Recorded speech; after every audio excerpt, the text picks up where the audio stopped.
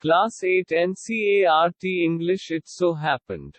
Chapter 6 The Fight. By Ruskin Bond. Part 1. Ranji had been less than a month in Rajpur when he discovered the pool in the forest. It was the height of summer, and his school had not yet opened, and, having as yet made no friends in this semi-hill station, he wandered about a good deal by himself into the hills and forests that stretched away interminably on all sides of the town. It was hot, very hot, at that time of the year, and Ranji walked about in his vest and shorts, his brown feet white with the chalky dust that flew up from the ground. The earth was parched, the grass brown, the trees listless, hardly stirring, waiting for a cool wind or a refreshing shower of rain. It was on such a day, a hot, tired day, that Ranji found the pool in the forest. The water had a gentle translucency, and you could see the smooth round pebbles at the bottom of the pool. A small stream emerged from a cluster of rocks to feed the pool. During the monsoon, this stream would be a gushing torrent, cascading down from the hills, but during the summer, it was barely a trickle. The rocks, however, held the water in the pool, and it did not dry up like the pools in the plains. When Ranji saw the pool, he did not hesitate to get into it. He had often gone swimming, alone or with friends, when he had lived with his parents in a thirsty town in the middle of the Rajputana desert. There, he had known only sticky, muddy pools, where buffaloes wallowed and women washed clothes. He had never seen a pool like this, so clean and cold and inviting. He leapt into the water. His limbs were supple, free of any fat, and his dark body glistened in patches of sunlit water.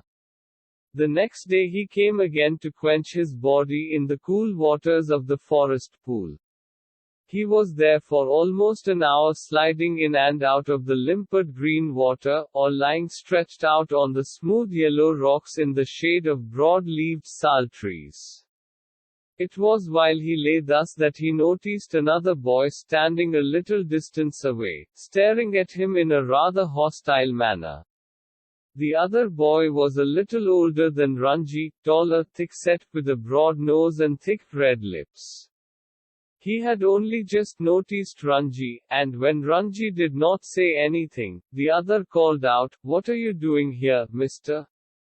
Ranji, who was prepared to be friendly, was taken aback at the hostility of the other's tone.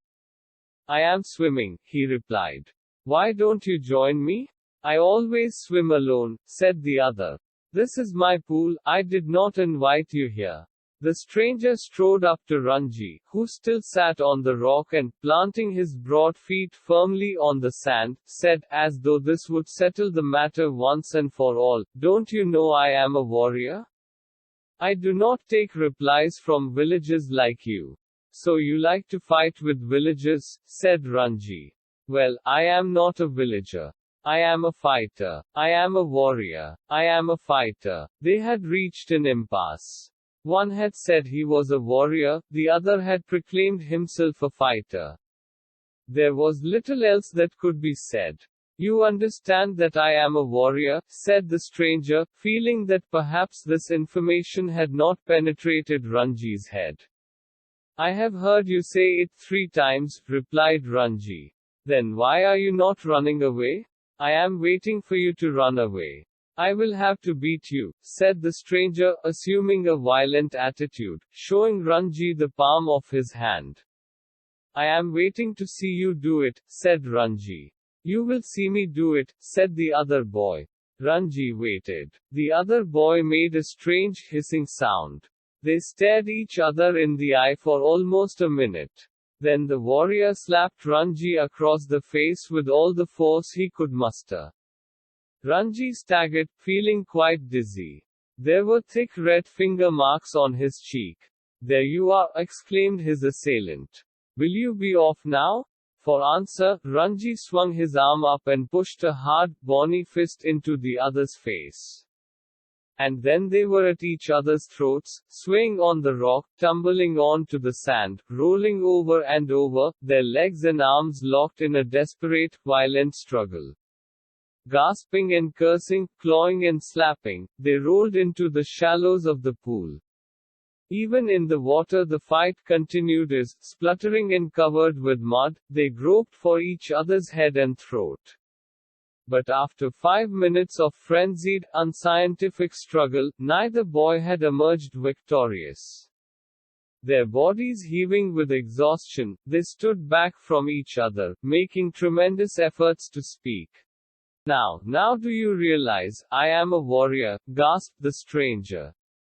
Do you know I am a fighter, said Ranji with difficulty. They gave a moment's consideration to each other's answers and, in that moment of silence, there was only their heavy breathing and the rapid beating of their hearts. Then you will not leave the pool, said the warrior. I will not leave it, said Ranji. Then we shall have to continue the fight, said the other. All right, said Ranji. But neither boy moved, neither took the initiative. The warrior had an inspiration. We will continue the fight tomorrow, he said. If you dare to come here again tomorrow, we will continue this fight, and I will not show you mercy as I have done today. I will come tomorrow, said Ranji.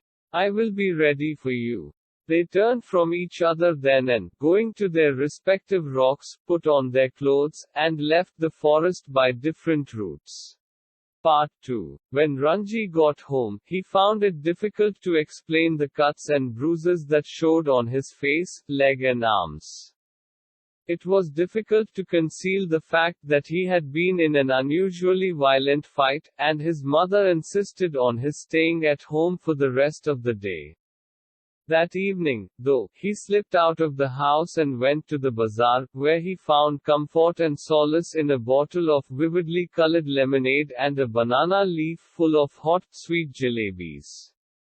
He had just finished the lemonade when he saw his adversary coming down the road. His first impulse was to turn away and look elsewhere, his second to throw the lemonade bottle at his enemy. But he did neither of these things. Instead, he stood his ground and scowled at his passing adversary. And the warrior said nothing either but scowled back with equal ferocity. The next day was as hot as the previous one. Ranji felt weak and lazy and not at all eager for a fight. His body was stiff and sore after the previous day's encounter. But he could not refuse the challenge. Not to turn up at the pool would be an acknowledgement of defeat. From the way he felt just then he knew he would be beaten in another fight. But he could not acquiesce in his own defeat. He must defy his enemy to the last, or outwit him, for only then could he gain his respect. If he surrendered now, he would be beaten for all time, but to fight and be beaten today left him free to fight and be beaten again.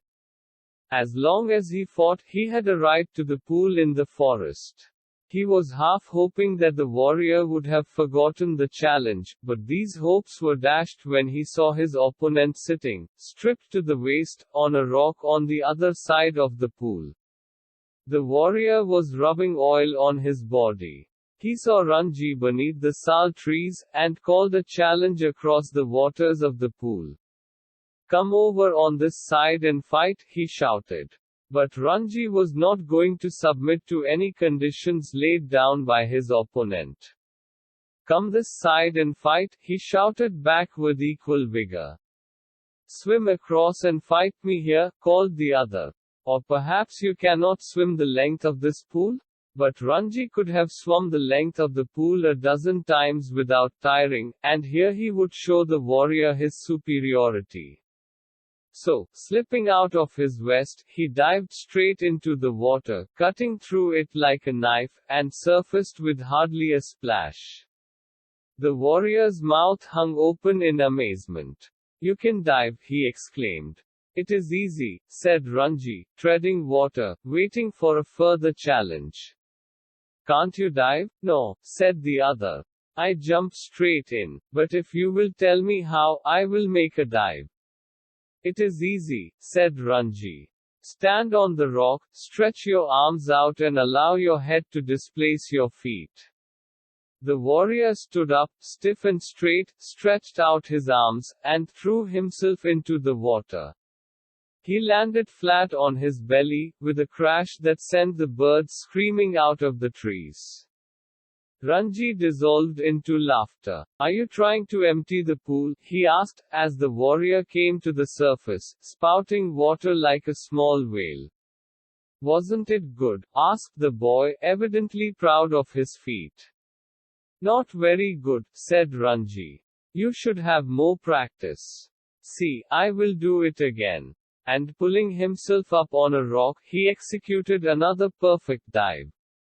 The other boy waited for him to come up, but, swimming underwater, Ranji circled him and came upon him from behind. How did you do that? Asked the astonished youth. Can't you swim underwater? Asked Ranji. No, but I will try it. The warrior made a tremendous effort to plunge to the bottom of the pool, and indeed he thought he had gone right down, though his bottom, like a duck's, remained above surface. Ranji, however, did not discourage him. It was not bad, he said. But you need a lot of practice. Will you teach me? Asked his enemy. If you like, I will teach you. You must teach me. If you do not teach me, I will beat you. Will you come here every day and teach me? If you like, said Ranji. They had pulled themselves out of the water, and were sitting side by side on a smooth grey rock. My name is Suraj, said the warrior. What is yours? It is Ranji. I am strong, am I not? Asked Suraj, bending his arm so that a ball of muscle stood up, stretching the white of his flesh. You are strong, said Ranji. You are a real pahalwan. One day I will be the world's champion wrestler, said Suraj, slapping his thighs, which shook with the impact of his hand. He looked critically at Ranji's hard, thin body. You are quite strong yourself, he conceded. But you are too bony. I know, you people do not eat enough. You must come and have your food with me. I drink 1 seer of milk every day. We have got our own cow. Be my friend, and I will make you a pahalwan like me. I know, if you teach me to dive and swim underwater, I will make you a pahalwan. That is fair, isn't it? That is fair, said Ranji, though he doubted if he was getting the better of the exchange. Suraj put his arm around the younger boy and said, We are friends now, yes? They looked at each other with honest, unflinching eyes, and in that moment love and understanding were born. We are friends, said Ranji. The birds had settled again in their branches, and the pool was quiet and limpid in the shade of the sal trees. It is our pool, said Suraj. Nobody else can come here without our permission. Who would dare? Who would dare? Said Ranji, smiling with the knowledge that he had won the day.